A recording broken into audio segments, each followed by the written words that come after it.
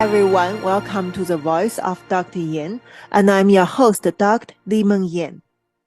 In 2018 November, there was a Chinese scientist, He Jiankui, announced that he has successfully conducted the first human embryo gene editing projects in China, and also the embryos was modified in the DNA to get the naturally immunity against HIV.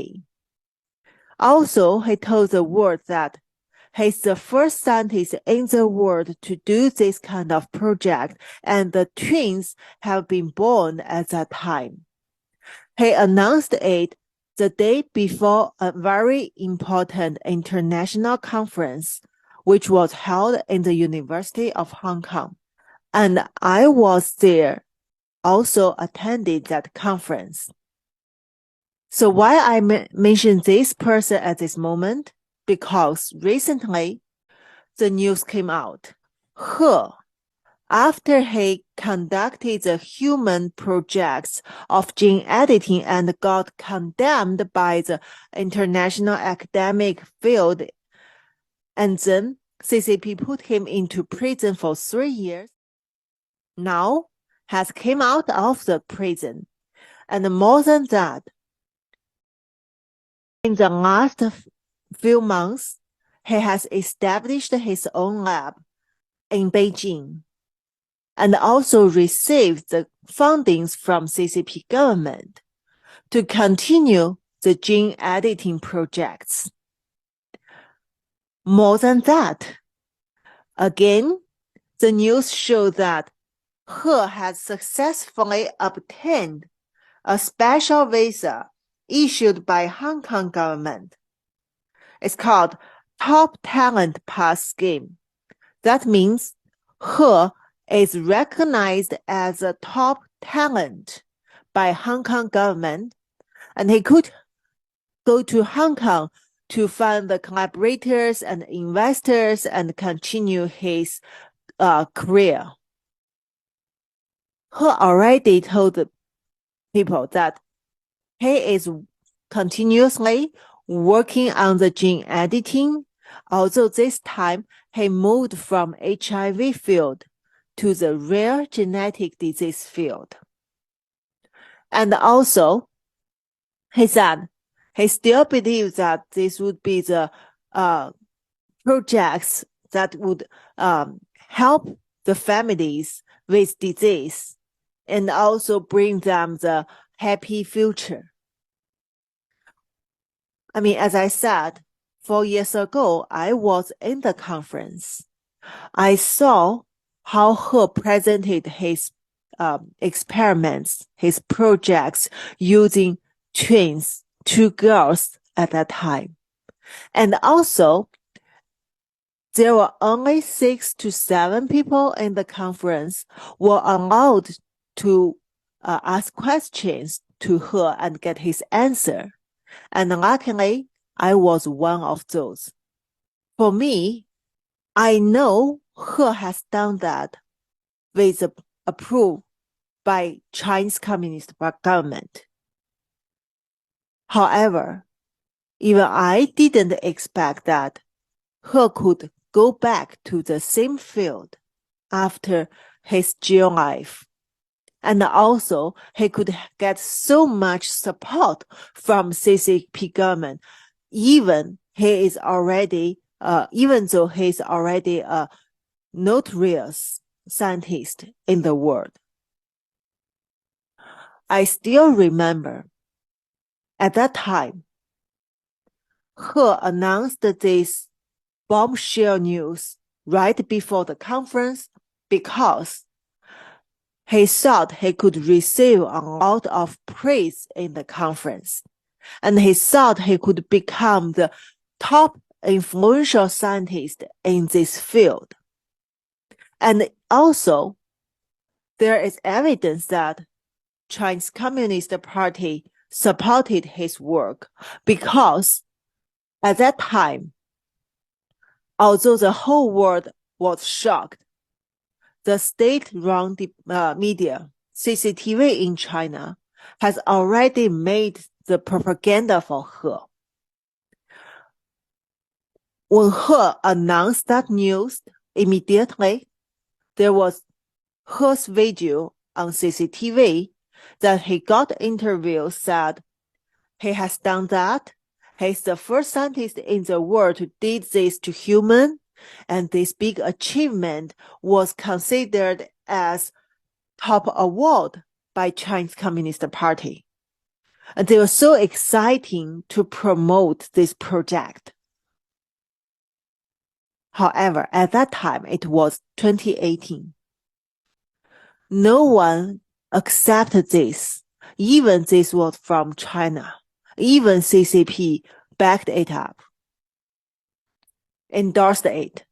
So at that time, immediately in the next day in the conference, when journalists rushed to the experts, to the organizers, they all condemned that. And that was 2018, and it was so sudden. So clearly, CCP hasn't coordinated with international experts. I mean, they could have learned the experience and improved that in the COVID-19 crisis. However, at that time, even the NIH director, Dr. Francis Collins, publicly condemned this project.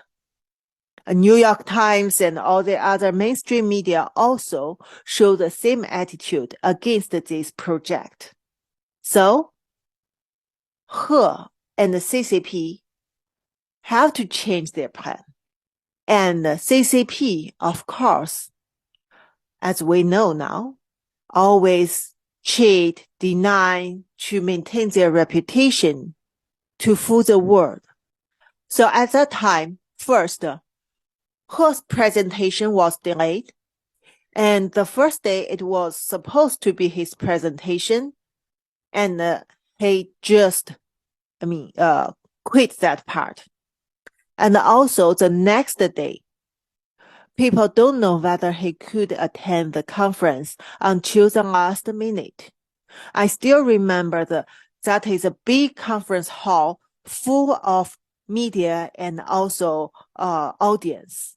And people even not researchers like some of my alumni working in the financial companies in Hong Kong also ran to the conference hall. They try to listen to the lecture, and also they try to know what happened in this project and what happened to the babies. So at the last minute, the organizers announced that He would attend the conference. And then He was accompanied by some unknown people to get into the hall.